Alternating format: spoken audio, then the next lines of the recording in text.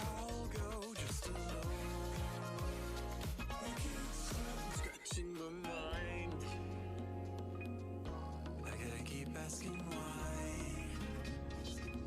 Stop telling me all the time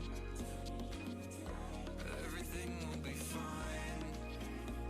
I can't stop scratching my mind. I don't know.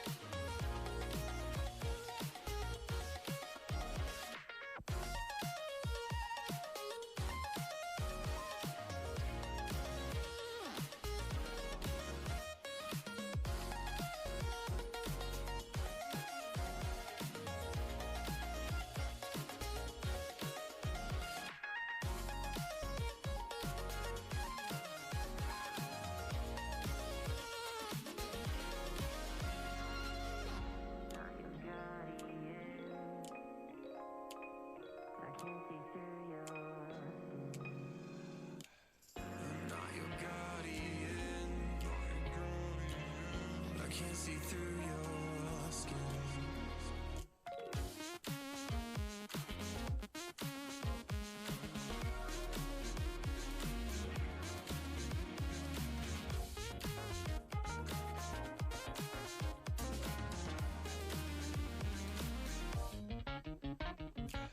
I'm not your guardian.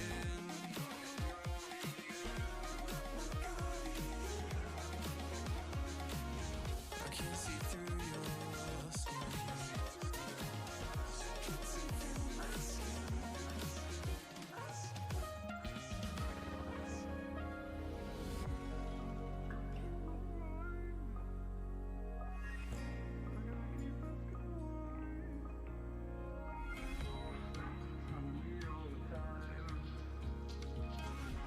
Everything will be fine. Stop scratching my mind. I don't know.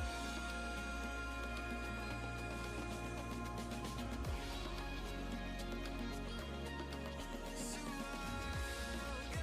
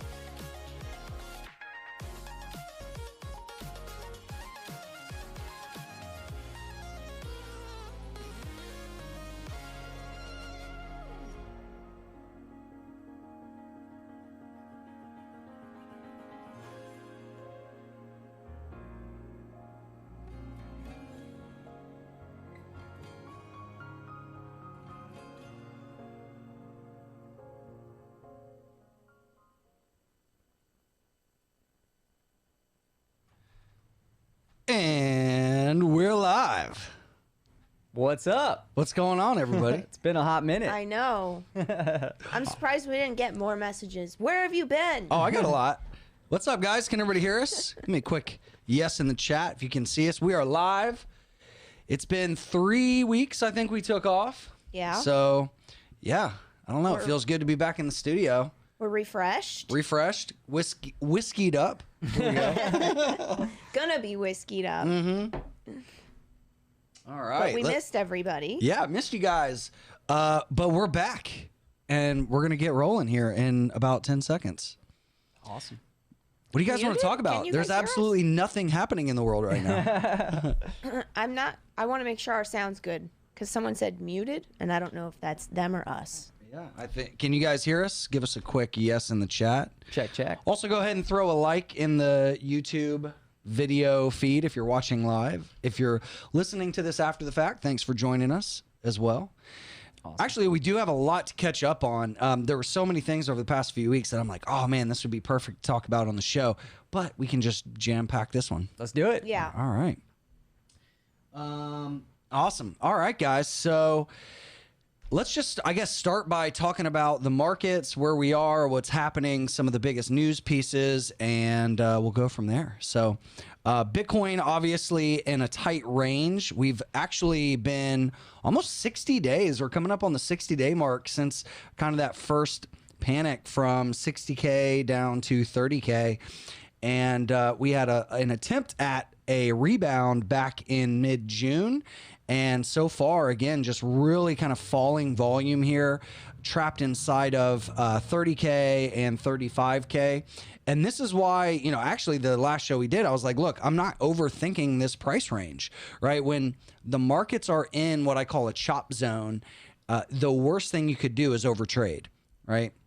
We talk a lot about you got to know when to push the gas, when to slam on the brakes, and take a minute to step away from the markets, because more activity does not always mean more profits. In fact, you can actually go the opposite direction.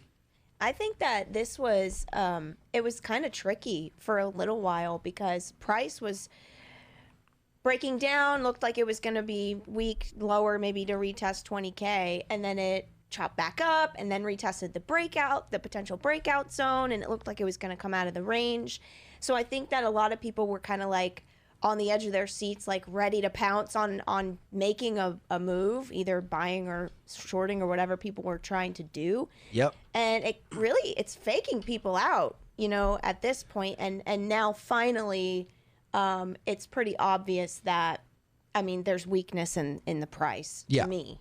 So if this ends up breaking down through that support level, I'm expecting some volatility to come into Bitcoin for sure. Absolutely. Yeah. I mean, I'm really looking forward to that. And the more that we consolidate, the longer the consolidation period and the tighter price action gets, usually the bigger and the more explosive the move is when it comes out of that range. And I think that this is such an emotional level for a lot of people that it's going to be even more potentially explosive. Yeah.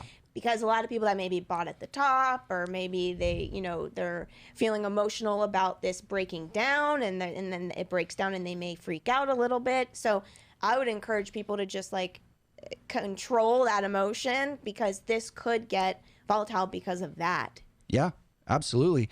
You know, going back to when I first got started in Bitcoin in 2013, it was like you have these moments in time where you're at these capitulation moments, either to the downside or to the upside, and then you have trending moments, and then you have a lot of time where price is just choppy and sideways, and literally the worst thing you could do is just overmanage or overthink things. Mm-hmm. And so I've saved myself a lot of heartache and lost profits by just knowing when to zoom out and wait. And you've been waiting. Yeah. You've been just not, even when it did look like it was going to break out to retest the highs, I think paying for confirmation was smart on that. People that did that, you know, it's like, wait a minute, this is kind of a weird zone we're in, some weird stuff going on. Let me just be patient. Yeah, I think my last watch list when we were around this resistance area was basically like, look, guys, I don't trust this breakout. Exactly. You know, we're right into the 200 period moving averages resistance.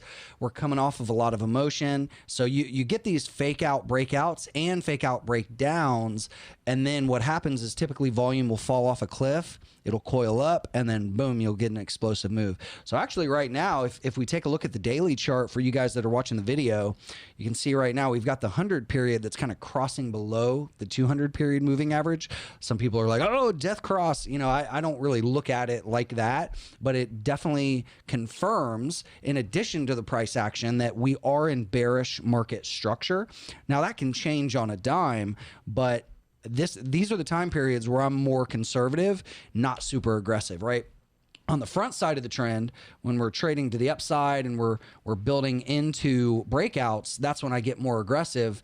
But I can tell you one thing that would cause me to get really aggressive is if we got a secondary washout panic, somewhere. We've talked about this level and everybody knows the 20K is a major price zone. But if we had a fast washout to that area, that would, I think, in my opinion, create really awesome buying opportunities. Maybe for a quick bounce, maybe for a trend reversal. We don't know until if and when that happens, but that's what I would really be looking for right now for like a high probability opportunity. It's almost feeling inevitable that it's going to break down and test 20. Ooh, I don't know. I'm just going to say it. You guys can like shove it in my face if it doesn't happen. Yeah. But I look, this is why technical analysis is so cool, because it helps you avoid major surprises by like reading it. So I don't know. I wouldn't be surprised if we saw 20K. Yeah. What do you think, Trav? Yeah, it's interesting. I think we're seeing a lot of similar things happening in stocks. It's being masked by the indices, which are still rising, at least the S&P and the NASDAQ. But if you look at a lot of the individual factor or sectors within the markets, you look at the advanced decline numbers, you look at small caps as judged by like the Russell index, things are breaking down in different parts of the market. Not only that, we've seen a lot of chop in individual stocks. We've seen a lot of meme stocks. We've seen a lot of growth and momentum stocks try to make runs and then get pulled back really quickly.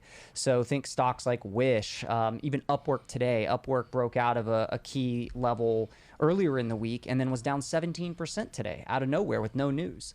So we're seeing a lot of the same type of behavior, low volume across the market.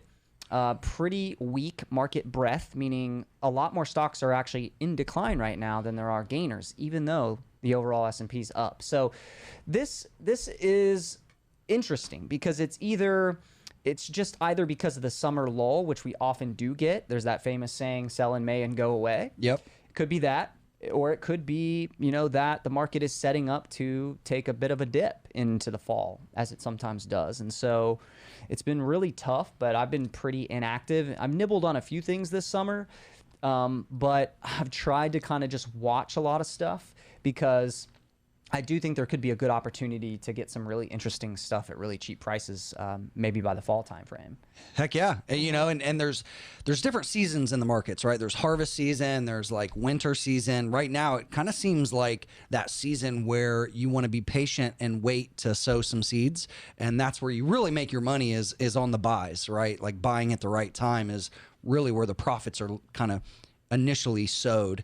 But taking a look at like just the charts here. So NASDAQ just kind of keeps grinding higher, right? Not super low volume, but no volume spikes, right? Just kind of steady volume, trucking higher. So tech, and I think this is really the main driver, like you were saying, Trav, of the markets right now is like large cap tech is really what's holding stuff up right now, right? Yeah, it's crazy. If you actually look at some of the stats underneath, even the S&P 500, which has almost 500 stocks in the index, that index is still grinding higher, but we've had several days out of the past couple weeks where more than 400 of the 500 index members were down, and yet the market was still up. So it's being held up by some of the higher weightings of stocks like Apple, Amazon, Microsoft, Google, Facebook. Yeah. And I mean, Facebook recently broke out to all-time highs. Apple's breaking out to all-time highs. Amazon had a breakout pretty recently. I mean, a lot of these are like Facebook is pulling back a little bit, Amazon's pulling back a little bit, but the point is a lot of those top tech companies that make up a pretty large percentage of the indices, they were breaking out. Yeah. So there is this like bifurcation going on between big tech and everything else. I mean, I'm seeing weakness. In fact, I was actually thinking this today as I was going through some stocks that I was researching. I'm seeing a lot of really weak charts, a lot of things that are just down a ton, and that's got me excited. Yeah. Because I'm like, okay, like, yeah, it's been frustrating that the indices are up and just grinding higher every day, especially for someone that has cash to deploy. That's frustrating, but there's going to be likely a lot of separate opportunities in individual stocks that I'm seeing. I mean, there's some things that are getting pretty beat up right now. Like what sectors are getting crushed? What was I looking at? I was looking at like that Oscar stock. I think Wish has been down, but that kind of spiked a little bit. And then I was looking at some tech stuff that's like on the lower end of the radar. It's not like really hype stuff. Yeah. What about retail? How's retail? Retail has been up. So that's Lulu's hanging around all-time highs. Yeah, that's been one that obviously I'm pretty big into retail investing, and I've been thinking, and I was telling the community this a few weeks ago, that after this earnings season, I may be looking to harvest some of my gains from retail, because I think that they're going to have, they're probably going to have a banging quarter, and then from there, things could end up weakening in the back half of the year. Unless more stimulus comes out. So I'm actually thinking of how I'm going to harvest profits in the retail on the retail side, as a lot of the stimulus kind of wanes, and we'll see what happens. But interesting. But yeah, I do think that it's been a strange time in the markets. It just feels weird. Yeah. You've got inflation. I mean, we're going to get into this, but you've got bonds reacting strangely considering inflation's here and apparently sticking around. You've got the market just blowing through all-time highs regardless of inflation. Gold has not been very strong considering an inflation hedge. So there's just a few things that are just kind of strange right now. It feels like we're kind of mid-chapter right now in the markets, where it's like things were really crazy for like 6 or 9 months, and now we're kind of not only just chilling out, but like some of the narratives are shifting, right? And it's weird because inflation, and we can get into this, but obviously inflation is picking up, but then you've got bond rates that are actually falling, and you've got stocks that are just kind of trucking higher. You've got crypto that's down, gold's kind of flat. It's definitely a pause time in the moment, or in the markets. And the more it coils up, again, the bigger and more explosive those moves are going to be once we do get back into trading with conviction, right? Mm-hmm. I feel like I'm talking a lot, but I did want to say something. Go for it. When I was looking at the S&P today, that feeling when you're like, crap, this just keeps going up. I just need to just put more money in it, right? Like, it just keeps going up and keeps going up. And then you get to that point and you're like, okay, all right, fine. I'm going to get in. That feeling. That capitulation FOMO. And then you get in, and then look, and then what happens? It finally corrects and sells the market off. Entices you like an evil witch. That's what I'm feeling right now. Yeah. And you guys know I'm a bull. Like, I'm along, like, with the market. I won't say I'm one way or the other, but I'm not all doom and gloomy. Like, when the coronavirus stuff was going on, I was like, hey guys, the market's probably squeezing. Like, watch out if you're short. And now I'm thinking, I think we could see a pretty volatile correction in these markets. Yeah. It's just feeling that way. Like, people are going to FOMO in and then just get... Talking about volatile markets, let's talk about lumber. So lumber, this was one that I was talking about, early, actually late last year, how we were basically making new all-time highs and breaking out of a multi-decade range here. And then for the past 6 months, this thing's just been on a tear. It basically went from like, $500 or $600 up to over 1,600. And then it's actually, get this, lumber is now red on the year. Year to date, lumber is down. Who saw that coming? Right? I mean, so I knew there was going to be a parabolic reversal, right? Because that's what commodities do. When you have a commodity market like lumber, when prices go up, you have producers that increase production, which increases supply and brings prices down, right? That's just what happens. You can see it in coffee and all the softs, right? So lumber was the same thing. It went crazy, it went parabolic, and then it had that really strong reversal. Now, I didn't short it. I could have, so I can't really say I did anything smart here, but picking tops in commodities that are going parabolic is hard and it's risky, right? But it's interesting to see how, if we look at like the year to date, lumber was here at the top, right? It was up 70, 80, 90, whatever percent. And now it's literally at the bottom performers of the futures markets. It's crazy how fast things can change. And if we look at a yearly chart here, you can actually see that this candle is a massive wick red right back into the range. What's the lesson? The lesson is when you see something move out of the ordinarily fast, likely it's going to come back down and recalibrate. Yeah. And correct. Okay. Dogecoin, right? All the parabolic stuff. Yeah. Yep. Anything that goes parabolic, usually it ends up coming back down to normalcy.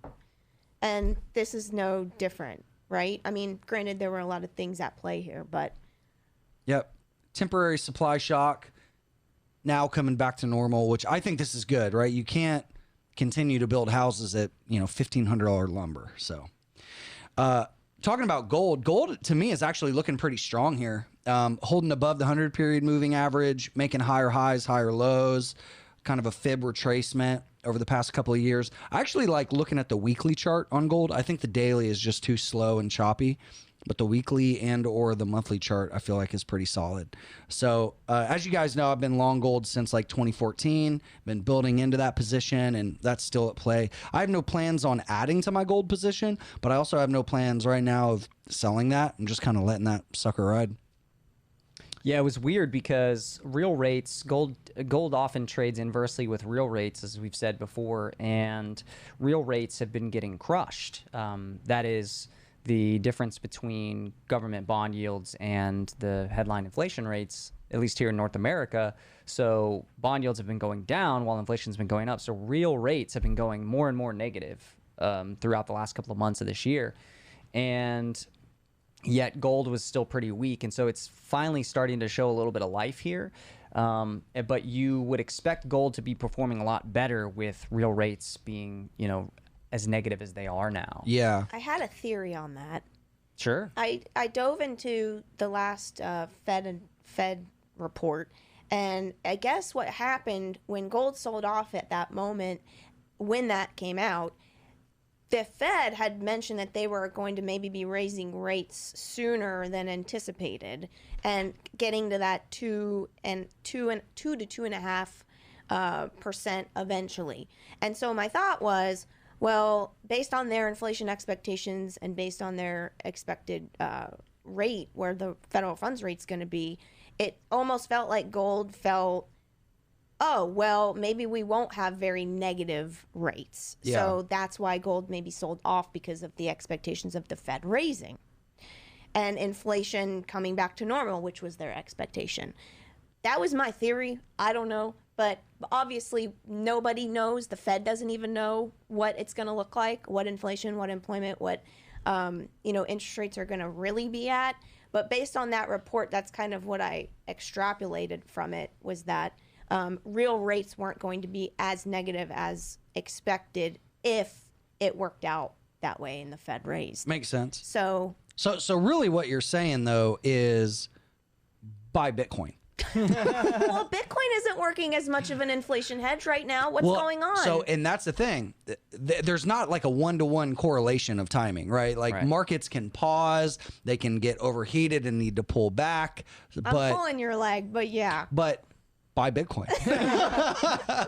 Listen, I've never been more bullish on Bitcoin long term, but in the short term, look, buckle up, y'all. I have a friend who he's like, Chris, I want to be a Bitcoin millionaire. He's like, I've never bought Bitcoin, but I want to be a Bitcoin millionaire. And he's like, when do I buy? When do I sell? Just tell me what to do. I'm like, A, hell no. I do not give friends or anybody financial advice. B, if you don't want to watch the markets, just dollar cost average. Granted, you're not going to get as good of a cost basis as us that are actively trading, but you can still build a position and not get crushed if you do that over time. But then the next day he's like, oh man, he messaged me. He's like, dude, it's down 4%. I'm losing my mind. I'm like, bro, look at the chart. It's literally done nothing. Like if you're freaking out in a tight little range like this, Bitcoin may not be for you. yeah, you better just go invest in some bonds or some CDs or something, because if you don't have a stomach for 80 or 90% drawdowns, stay far away from crypto. Yeah, that's fair. Yeah. I always wonder if people that get invested in it have any idea of that, any concept of the volatility. Well, they either learn and Right. they wise up to it, or they quit. Unfortunately, a lot of people, they see the Moon Boys on social media and they're like, this guy has a lot of exclamation marks on his video title and he says we're going to $1 million this year. Oh my God, you know, and then, oh, the markets actually don't work that way and it's different. So people either learn and they adapt and they stick with it and they make a shit ton of money, or they quit and they're salty and they say crypto's a scam and all that stuff. So it's kind of, it's wild how different it is, right? Like, Yeah. anyway, moving on. Got some news to cover. What do you guys want to talk about first? Let's talk about Shapeshift. So Shapeshift is Eric Voorhees's company, and he is shutting down the centralized company, and they're going to a DAO, so a decentralized autonomous organization model, and they're doing an airdrop with tokens. I think so. This is an early, interesting experiment of a centralized company going to a decentralized company. I think if we start to see early successes in this, this could be a massive trend over the next few years. Centralized company going to decentralized, raising either through a security token offering or an airdrop or something like that. And basically just if the DAO model can work, which there was early failures in the early kind of Ethereum days, but if the DAO model can work, this could be a huge trend over the next like 5 or 10 years. Yeah, DAOs are super interesting. The whole part of, I guess, what the Web3 concept that a lot of people are writing about now, that people are excited about, and you know, I think there's something here, and I think the early experiments are definitely going to get weird, but I see a lot of potential. You know, I think it's great. I want to see more of it. Yeah. And a lot of the infrastructure for DAOs is still being built. You know, how do you deal with certain governance issues? How do you make sure that governance isn't gamed by whoever that has a large stake or whatever, right? Like, there's a lot of issues still there being worked out. How do you get token holders to even vote on governance issues, stuff like that, right? So how do you encode in organizations' values or rules within the DAO? So there's a lot of complexity to it, but like also, like I said, I think the more experiments we see, the better, because then we'll eventually figure out what works and what doesn't. Yeah. Yeah, and it's interesting seeing how horrific they did in the early days, and now if they can kind of fix some of the exploit opportunities, and honestly, guys like Chris Bleck that basically call out a lot of projects that say they're DeFi and stuff like that. I think we need more of that. People that are just like unashamedly just not afraid to criticize projects and point out the weaknesses. Like, the more of that, it actually makes the ecosystem stronger and better. But I've seen like guys like that are getting a lot of hate recently because they're pointing out projects that have flaws, like key admin risk and stuff like that. And people that are token holders attack him because they're like, oh, he's making the price go down. Actually, he's trying to help you. That's what people don't realize, is people that point out weaknesses in some of these DeFi projects, like, they have the right intentions. They want good projects to survive, and they don't want people to get rug pulled, right? So I think we need more of that. Let's talk about inflation.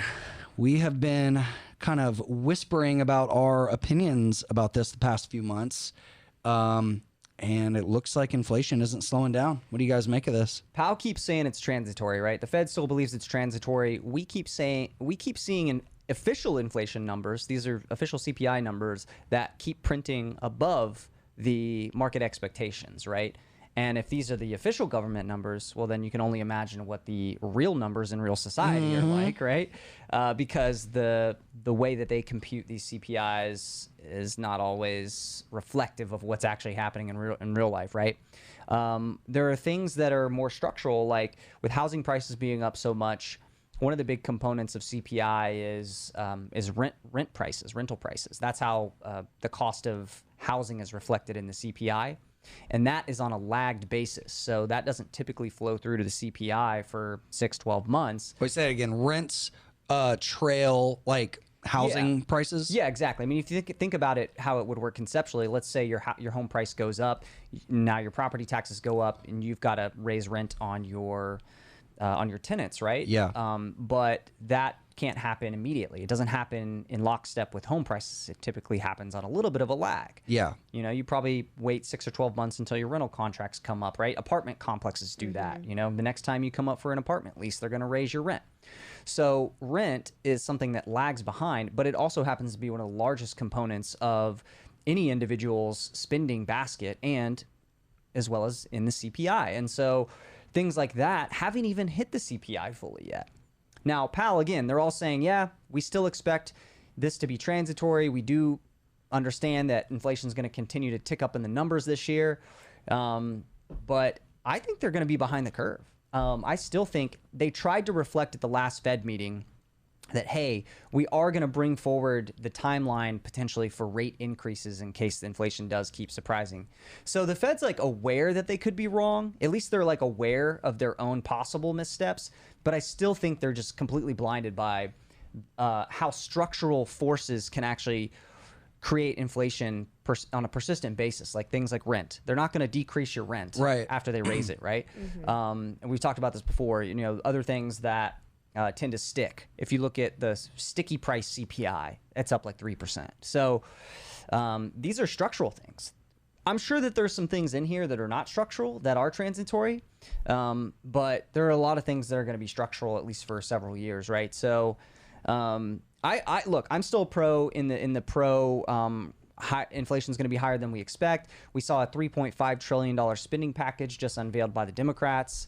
So they keep working to get these big spending packages out. So fiscal policy still looks like it's going to be, you know, pro deficit spending, pro inflation, right? Yep.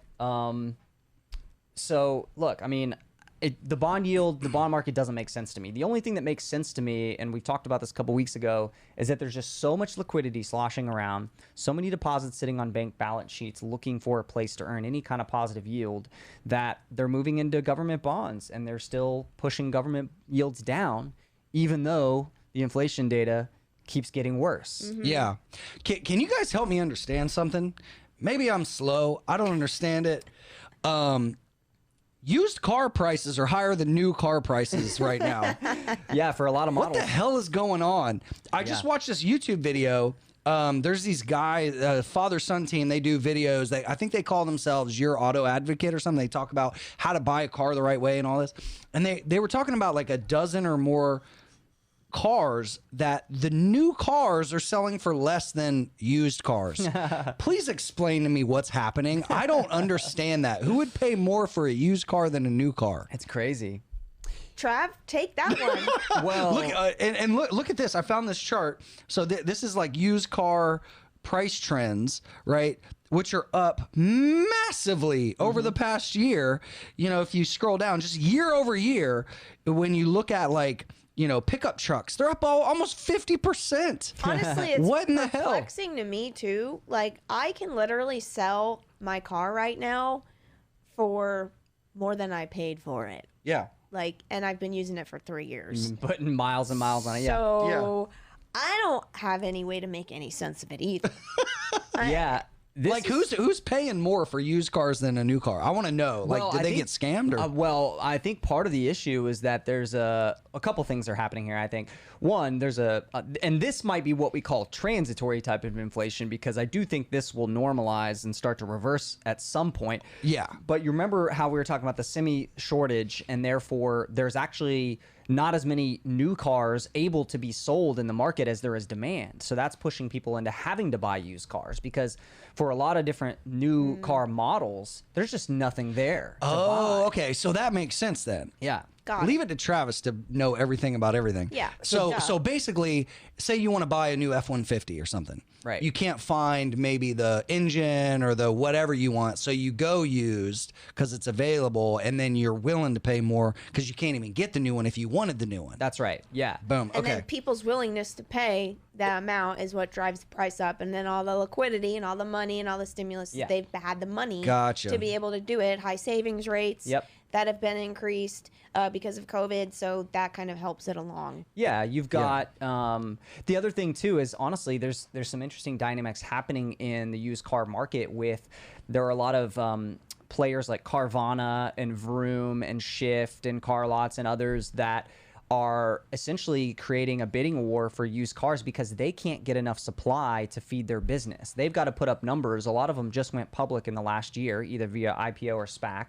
They raised a bunch of capital and told investors they were going to grow 20, 30, 40% as they, dominate the used car market and bring it online. And so they're all just bidding. They're outbidding each other for used cars just so they have some supply of cars to sell. Yeah, we know people that have sold their cars to like Carvana for way over Kelley Blue Book. Yeah. So that's got to be like a competitive thing that is obviously not sustainable. Yeah. So it's kind of like if you want to sell your used car, maybe now's the time to do it. Yeah. Is there like some kind of index or something that we can short of used car futures or something? Man, I don't know one that's shortable, but I guess you could short a basket of like some of the used car lots, like CarMaxes of the world or AutoNation or even I don't know. Carvana is a tough short, even though the valuation is so high. It's just feel like that's one you could get your face ripped off on. Yeah, but crazy How times. is that stock still up? Which one? Carvana. They're just that Trev, stock has you've just been killing it. been pretty what's the right word? Not critical of them, but you've been skeptical that maybe there's some accounting fraud there or something. Yeah, there's just some aggressive stuff that they're doing where they, the way that they finance some of the cars that flow through their system go through these opaque SPVs that are partially controlled by the founder's dad, and there's just some weird stuff that's been exposed on the back end of kind of how they got the business model jump started. But it's a real company. They're doing real things. The customer experience is actually quite good. So there's a real business here.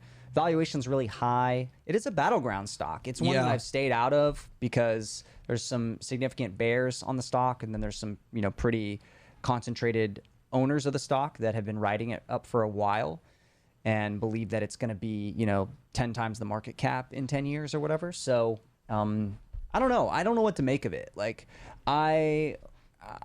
it's tough. What I see in the industry though is an increasing intensity of competition.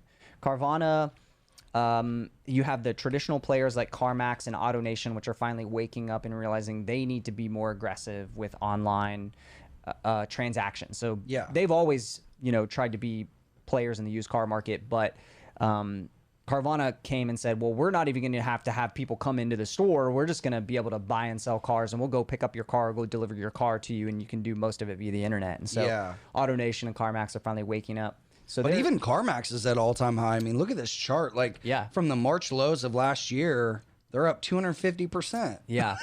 What? Yeah. Crazy, right? Wild. Yeah. But yeah, so you've got those players, and then you've got a bunch of new players, like I just said, that went public, like Vroom and Shift and Car Lots, and you've got all these players that are trying to now compete as well, and they're building out new stores where they have cars, and they're trying to do the online thing. So it's just a really competitive industry, getting more competitive, and typically what that does over like a couple of year time frame is compress everyone's margins in the industry. Right. The consumer will benefit more than Dude, that's what's happening in the crypto exchange space right now. Crypto.com just had the biggest sponsorship deal with, I think, in UFC history. Oh, that's right. Yeah. Yep. I've been seeing that they were on the NHL as a sponsor. For anybody that watched the McGregor fight, Crypto.com was everywhere, which was really fun to see. FTX, they had the sponsorship deal with the Florida teams or the stadium. Crypto companies are spending a shit ton of money right now because they have those fat margins. But I think as we've talked about, those margins are going to compress over time because competition's heating up. It's inevitable. Yeah. That's been my beef with Coinbase. Like any kind of Coinbase investment on the stock side I'm concerned about that, about the fee compression. Yeah. And the other thing in the short run is Coinbase volumes are down significantly. So Coinbase Q2, Q3 could look pretty ugly compared to what numbers we were seeing in Q1, which were absolutely fantastic for Coinbase. Yeah. And eye-popping. We've been getting this stair-stepping down in price action on the chart. You know, obviously, you know, listing day was a disaster, and it's just been making run and retracement to the downside. Now, if 200 holds here and we actually get a bounce off of support and then a breakout of 250, that could be a trigger for a trend reversal. But again, the fundamentals got to line up. Otherwise, competition could eat some of their lunch. Yeah. Yeah, this is going to be interesting to watch. I'll be interested to see how investors react. Yeah, I think Q2, Q3, especially Q3 timeframe for Coinbase could look pretty rough. Of course, we're seeing volumes down quite a bit. Yeah, I saw something the other day. It's like 40% trim off the top. You know, obviously after every altcoin boom, volumes come way down. Exchanges aren't as profitable. So going into, that would be Q3. Ugly numbers, maybe a panic, maybe stabilizes in Q4. I don't know. We'll see. Hopefully, hopefully BTC dumps to 20K. I'll be accumulating heavily. I'll be part of that volume uptick. Yeah. See, that's the thing I'm thinking about with Bitcoin. Everybody's thinking about 20K. I know. Yeah. We saw this in, was it 2016 or 2017? Yeah, I think it was at 1,300. Everybody had their eye on, or it was lower and it bounced at 1,300. I can't remember, but when everybody's thinking about the same number, it rarely reaches that number. So I don't know. Maybe it exceeds it. Maybe we get a deeper pullback than anybody's expecting, and I'll back up the truck. Yeah, I mean, it's funny you mentioned that. I probably would. I tend to do that where I try to buy above those psychological lines, because you're exactly right. Oftentimes, a lot of people will be looking for that round psychological level, and it'll capitulate just above it. I don't mean just BTC. I see it in stocks all the time, where it's like somebody's, a stock will break down from 80, and there's a key level at 50, and instead of hitting 50, it hits 51 and bottoms at 51. Yeah. And right, you've or missed your 52. opportunity. That's where scaling in, we talk a lot about scaling out, but that's where scaling in actually has a good effect too. It's like you're not going to always nail the low on an entry. Scale in, average down if your thesis is intact, right? Rookies are afraid to do that, right? Because rookies don't like drawdowns. But it's like you can take a 50% drawdown in Bitcoin and build into a position and then be up 1,000%. It's just it's a weird market, and you've got to have skin as thick as this table. I'm glad you said that, because I need to get a T-shirt or something made, or just like something to put on my wall. Like, the ability to stomach drawdowns is one of the most critical and amazing skills you can have as an investor. Hell yeah. In any asset class. Now, I'm not talking about bag holding, and bag holding. There's a big difference. Right. Yeah. Bag holding is something you bought on a parabolic chart that's some crappy, penny stock or whatever, and you're down 80 and you still, keep buying or sitting on it, right? I'm talking about, where you've made a strategic buy, but then it goes against you another 20 or 30%. And if you've done the work and you're confident in your thesis and you've position sized it so that it's not going to take you out even if it goes to zero, being able to stomach a drawdown is an incredible skill as an investor that can differentiate you. Yep. It's almost necessary. Oh, it's absolutely you have necessary. to be able to do it. Yeah. I mean, even index investors, okay, that are just buying a stock index, S&P 500.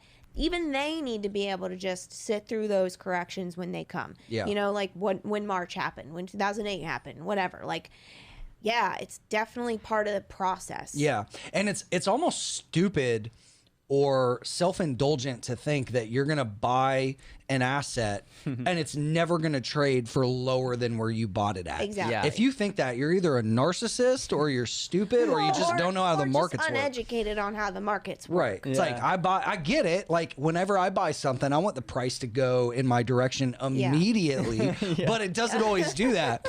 Granted, if you're buying a multi-month breakout, sometimes it goes and never comes back, but you got to get comfortable having drawdowns. Yeah.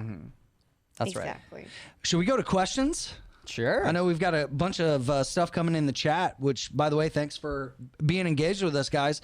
I actually saw a comment I wanted to bring up. Michael was saying, he goes, I actually work in automotive. There we go. Whiskey's kicking in. I work in the automotive manufacturing, and all major auto manufacturers have cars and trucks sitting at factories that need engine chips that just aren't available. Think about how frustrating that is. Like, you're looking at your supply chain, and they're literally, people want to buy them. You obviously want to sell them, and you can't get Taiwan to ship you some boxes, right? Like, that's kind of crazy. That is nuts. Unfortunate situation we're in here. Yeah. Yeah, you've got 5,000 parts in your thing you're making, and one's not available. And you can't, Right. and now you can't sell your end Oh product. my God, crazy. Crypto class was asking, how will inflation affect capital gains tax? How do you prepare for that? On paper, you look like you made money, but you're just break even if you include inflation. Nikki? Wait.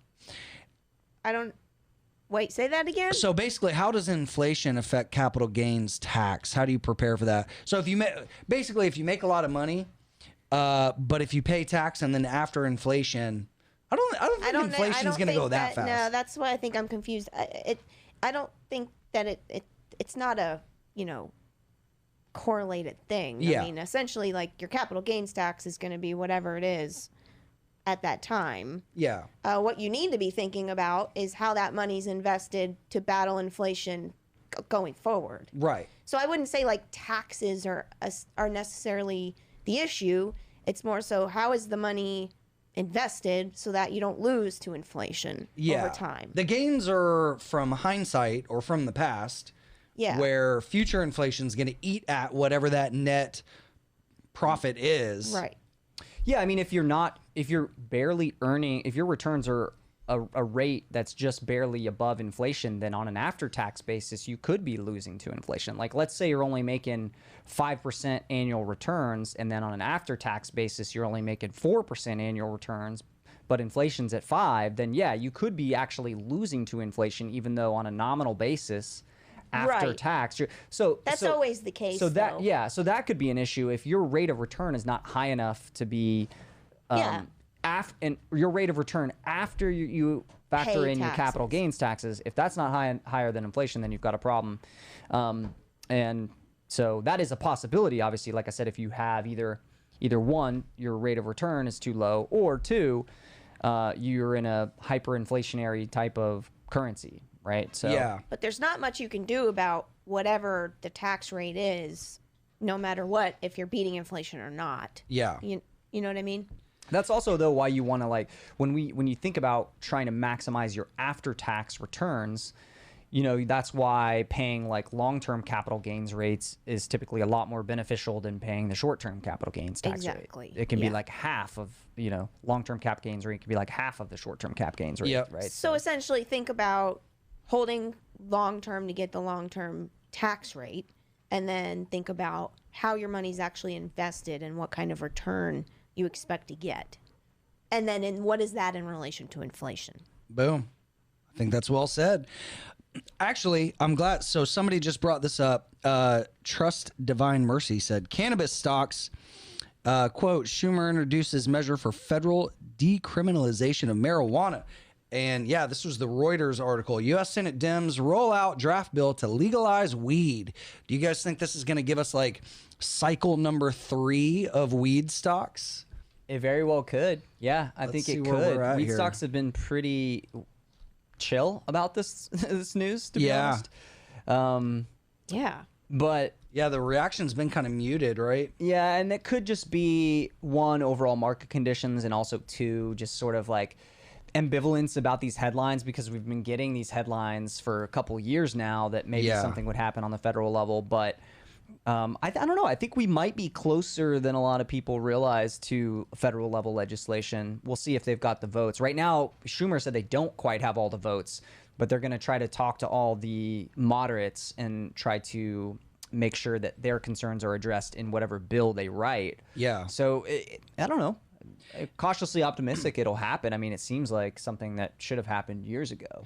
Man, I way overestimated how fast the U.S. government was going to react to this. I remember us talking about this in like 2013 or 2014, and I'm like, yeah, man, by like 2015 or 2016, it's going to be federal for sure. Like, here we are, 2021, and it's like they're still not figuring It this probably out. won't happen until like 2030.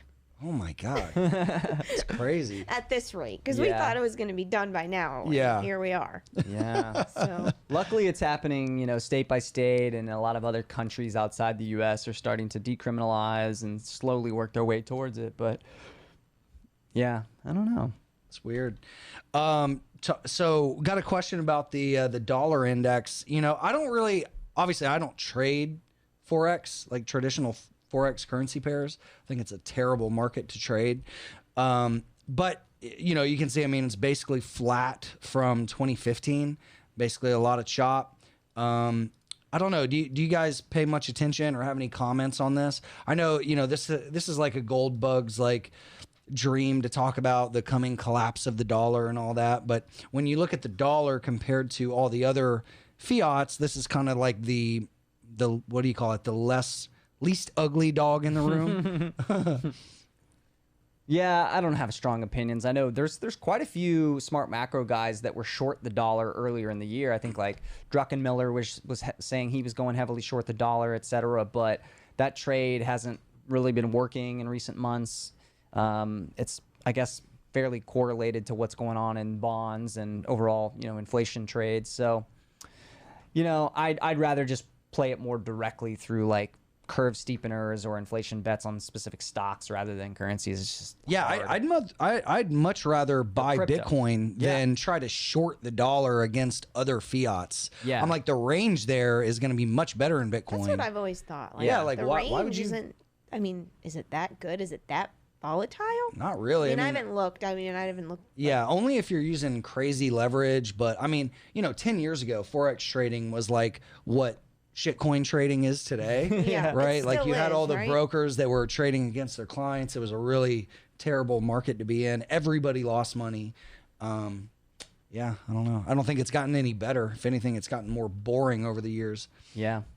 All right, what else? So we've got, I think we talked about this, but I wanted to ask if you guys had any more opinions about the $3.5 trillion healthcare and anti-poverty plan. What do you guys think? I haven't seen enough of the details yet to really have an informed opinion, but I think it's a lot of the same themes that the Democratic administration's been pushing. I think it's interesting, right? I think the healthcare system in North America definitely needs an overhaul. Whether or not the government could actually do anything useful there, I don't know if throwing more dollars at the problem helps or not. But I guess it's good that they're trying to do something. Some of the stuff that'll be in there will be pork spending, right? That's the stuff that always like irks me, is like the stuff that gets put in there for like weird special interests or tax credits for weird stuff. I don't think we need to be giving tax credits to auto manufacturers for EVs. I just don't think that's needed. They're all going to do it anyway, right? So why do we need to give them hundreds of millions of dollars for EV production? Now, I guess if you want to give like tax credits to consumers to buy them, that's one thing. Do you really need to incentivize putting electric vehicle charge stations in, right? Like, not really. Like, their private companies already doing it. They're already incentivized to do it because of the demand from the consumer side. So there's stuff like that I'm kind of like, why do we need this?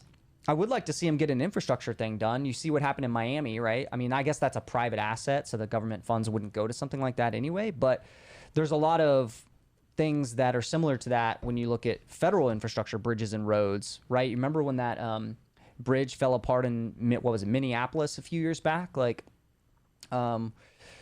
we need money for that stuff. We need money to replace our aging nuclear reactor fleet, right? If we want to go It'd be nice green. if we had trains. Yeah, like right? actual like high-speed trains to get around. That'd be dope. Man, I wish we had a train system, like Yeah. a good one, like Right. a Europe style. I've looked at Amtrak and I'm like, I've always wanted to just do it to like test it out, but it's always like 3 or 4 times the cost of an airplane, and it takes 4 or 5 times as long. It's like, it's a nightmare. So I don't know. I guess overall, to answer your question, like, I think there's probably a lot of details there we still need to see, but I'm sure there's some good stuff in there. I'm sure there's some absolute, stupid spending in that package of that size, but it doesn't, I guess, surprise me too much that they're going after the things that they said they want to go after. So, yeah, we'll see. Keep printing.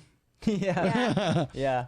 I will say they did say they are trying to find ways to pay for it. So it's not going to be like pure deficit spending. Like they're trying to raise corporate tax rates to pay for it. They're trying to offset the impact by doing other things, which I actually don't know why they need to do that. If you can borrow at 1.35% for 10 years, like, Yeah, why that's a do good you need to raise point. tax rates on Yeah. anyone, like on businesses or individuals? Like that just doesn't seem necessary. So, but in any case, there is some effort there to offset the spending through tax increases and stuff. Yeah. We got a couple of questions about the Delta variant. So one thing that we were talking about in April and May was back here when India's cases were going parabolic. We talked about a tail risk with, potentially something ugly coming out of India. We were right. Yeah. We got the Delta variant, and it's interesting. I've been paying attention to some numbers in different countries, and where you have higher vaccination rates, you're seeing a spike in cases, but the deaths are basically flat. So that's good news. Where you're seeing low vaccination rates, like Indonesia, you're seeing a spike in cases and an equally high spike in deaths. So like Indonesia right now, and this is sad because we were trying to go to Bali this year. Doesn't look like that's happening. As of today, look at this chart for anybody that's watching the video, almost 50,000 new cases.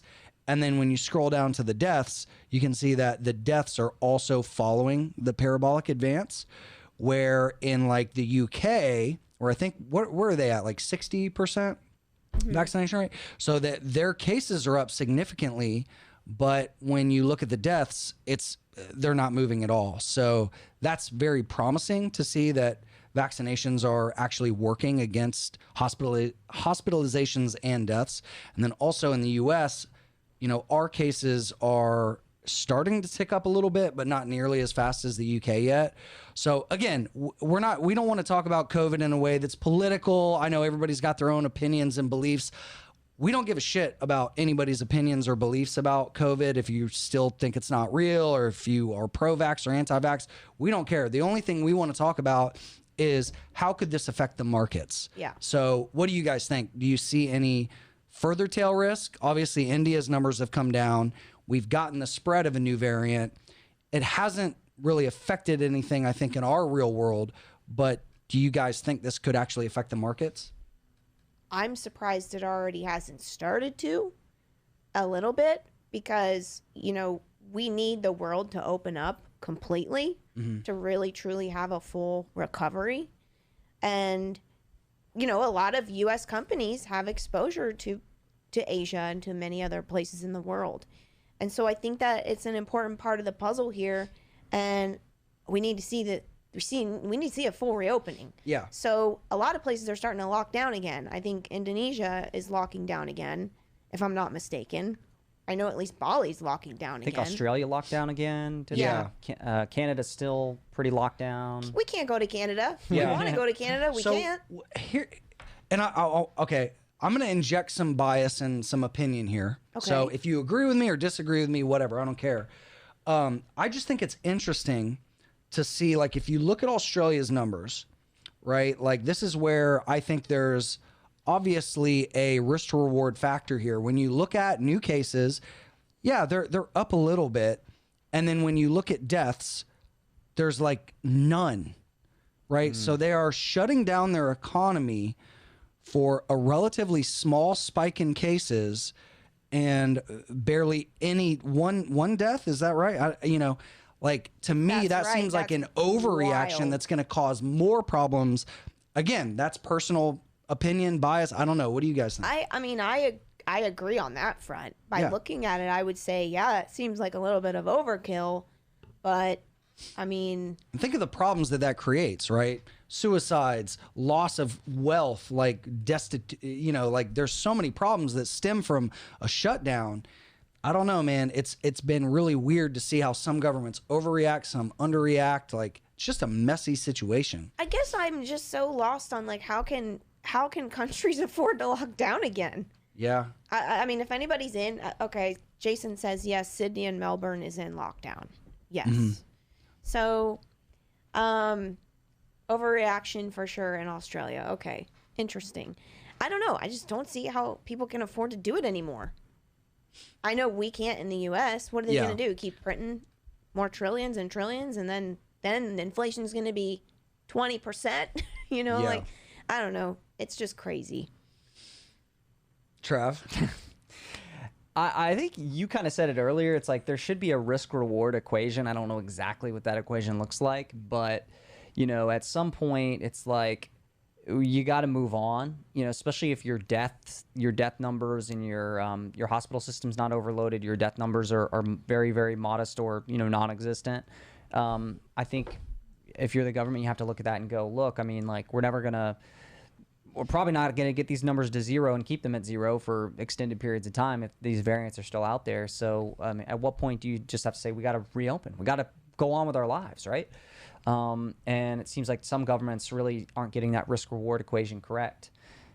Maybe others went the opposite direction, right? They didn't do a big enough vaccination push. They didn't prepare enough, and they're letting their cases run wild, right? And then it becomes a problem and overwhelms the system. So, So does this have an effect on the markets in the next quarter or two? So what's the prediction there? That's a good question. I'm glad we redirected it there because the market impact has been relatively modest, I think, because of the assumption that there'll be stimulus if needed, if any large countries lock down. But two, like there's a lot of large like G10, G20 areas like US, China, lots of Europe where the economies are reopened and staying reopened. And so there hasn't been a huge part of the globe that's gone back into lockdown.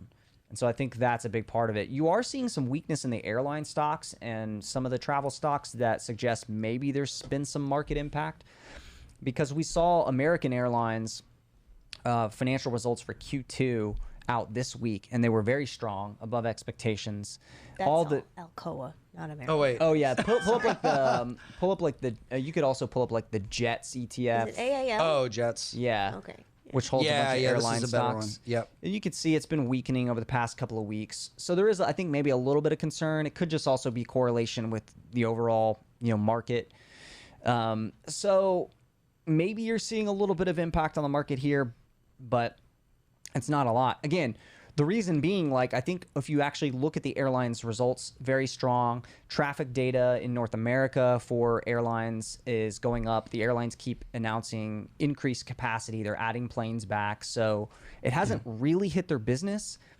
The only way that really changes, I think, is if, like, North America locks down, Europe locks down, and that's not really happening yet. Maybe UK, I guess, had their little lockdown, but on a broad scale, it hasn't happened to the areas where I think it would really impact the market. So you guys aren't placing a high probability that this is going to send another shockwave like March of last year? I haven't made that bet. I did that bet in the late spring time frame, and that didn't work out. So I kind of got burned already. Yeah, for anybody that doesn't know, Trav placed a short hedge on a portion of your portfolio, which cost you some money, but you were still up massively because you were net long a lot of other stuff, right? That's right. Yeah. I had a really small put option hedge on the Jets ETF, and then also some index hedges, which I still have on the index hedges actually. But luckily the rest of the portfolio outperformed, and this was a very small position, but it went to zero because they were puts that ended up worthless. So I don't know. I reevaluated it and thought, well, maybe my timing was just off, but I just don't know that, like, for here in America, for instance, that there's any appetite to lock down again, right? So when I look at that and the probability of it happening, plus a high enough vaccination rate where the death numbers probably don't go up a lot, I don't think the U.S. is having another lockdown. No, they're not. We are not going to do that. Kicking and punching. And I mean, I do think it makes sense. You look at cases and you look at deaths and you look at hospitalizations and you realize, like, there is a material impact on lockdown that is fucking massive. And it's a big deal when you tell people they can't work and they can't live their lives. And it's a risk to reward situation. And I think when you see cases spike and deaths stay flat, that should tell government something. I think the market is just not paying attention to it right now, and it's going to take like one big headline or two big headlines of something large to spook it a little bit. And I think that would may be the start of the correction, but I don't think we'll see another March 2020. Yeah. I think whatever it ends up being will be bought up pretty quickly. Like Travis said, the market knows that they'll be supported by fiscal and monetary, policy. So The plunge protection team will not let the markets go down too far. The plunge protection team, I think, will support the markets. And yeah. So what you're saying is buy Bitcoin. I'm saying if the dip comes, buy the dip. That's what I'm saying. Yeah, I just don't see it. I mean, again, like I think in the spring I was worried that our vaccination rate wasn't high enough and the market wasn't paying attention, and that maybe there was a window of time where these variants could cause a huge issue. But at this point, I think we've reached escape velocity, and there's no. I think the probability of locking down again is very low in a lot of these places we've talked about. Yeah, cool. So to recap, sell your used car now. And your house, I guess. Oh yeah, I don't know. mean- So housing is really interesting. We're joking. Don't sell your house. Well, I don't know. I guess that depends. Yeah, I mean, lumber's down. Supply. So we had a scurry of people that were moving around. It's kind of like velocity of money, right? Like velocity of money in real estate during the pandemic picked up. Because people were getting out of cities and buying stuff. So does the housing market significantly slow down over the next 6 months? That's a prediction we could make. I think Yes. so. Yeah. Yes. Even if rates stay low, by the virtue of people not moving around as quickly and the velocity of money in real estate slowing down, real estate prices should hopefully cool off. I don't know about Austin though. I know we're getting out of here. We got the ranch in South Texas, getting out of the city. But people are still moving here in droves. So I think Austin stays hot, but I think in aggregate, it slows down. Yeah. What do you guys think? So too. Definitely think rate of change is going to go down for sure. I would expect it to. I think I've seen some data points that suggest there has been a little bit of a cooling off just in the last month or two, but that could also be just seasonal factors. So I guess we don't really know if that's a trend or not, but Yeah. keep an eye on it. Cool. Well, I mean, maybe I bought high. We'll see. I don't care. I'm never going to sell the ranch land. So whatever. I want to own property. There you go. All right. Good well, inflation hedge. Absolutely. I mean, look, anytime I have an amount of dollars in the bank that I'm like, this is just losing money, I can either buy more Bitcoin, buy more gold, buy VC stuff or startup stuff, or buy property. And I'm like, okay, I'm under allocated to land. Let me get some land. I like the land play for sure. Yeah. Ross did mention something that I wanted to bring up if anybody's listening and you have kids, because he said, we just got a letter saying that we're going to get monthly stimulus for our one child. We don't need it. Stimulus checks are way overdone, he says. And to that point, if you get a random letter from the IRS and you have some kids, you're probably going to start getting a stimulus check for your child. That's starting in July. Do you mean the government is an inefficient allocator of capital? So enjoy the money. Enjoy the free fiat dollars. Yeah, that'll be in payments from July through the end of the year. So don't be surprised if you get a random check from the IRS soon. Interesting. Cool. Well, we've covered a lot of stuff. We don't need to make this a super long one now that we're getting back into the flow of things. Hope you guys are having a great summer.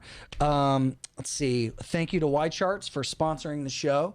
If you guys are geeks with fundamental data and charting and just all the economic data that you can get, go check out Y Charts. Tell them we sent you. Really good folks over there. Hope you guys are staying disciplined. I always like to reiterate, when the markets are slow, the worst thing you could do is lose focus.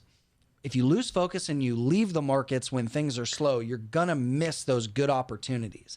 It's kind of just as bad as people that capitulate too hard when things are too hot.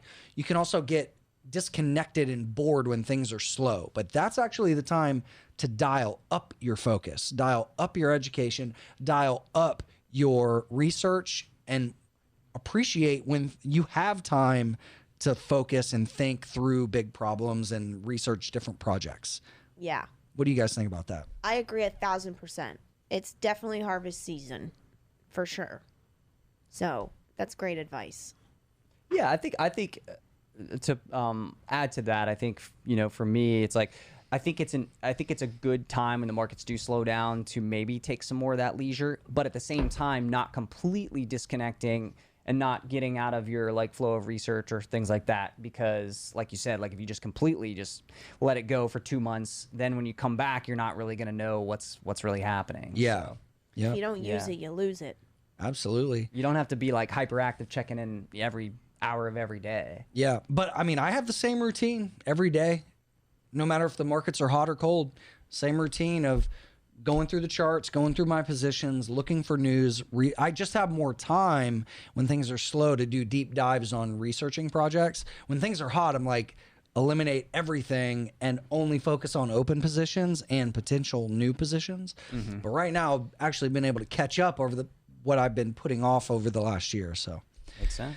it's good. Awesome. All right. Well, hey, guys, thanks for joining us today. Thanks to Kevin behind the scenes helping us produce the show.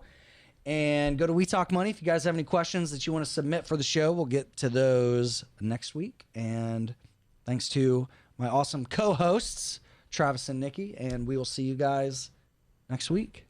Take care. Cheers.